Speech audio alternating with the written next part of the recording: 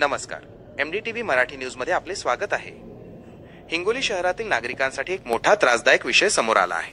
हिंगोली वाशिम रोडची अवस्था दिवसेंदिवस बिकट होत चालली आहे। शासकीय विश्रामगृहापासून ते रिसाला गणेशवाडी शाळेपर्यंतचा रस्ता पूर्णपणे उखडला असून जागोजागी प्रचंड खड्डे पडले आहेत। या रस्त्याला चाळणीचे स्वरूप आले आहे आणि परिणामी नागरिक त्रस्त झाले आहेत। दररोज हजारो वाहनं या रस्त्यावरून धावत असतात। विद्यार्थ्यांची वर्दळ, चारचाकी, दुचाकींची वाहतूक, पण रस्त्यावरील खड्ड्यांमुळे अपघातांची भीती वाढली असून अनेक गाड्यांचं नुकसानही होत आहे।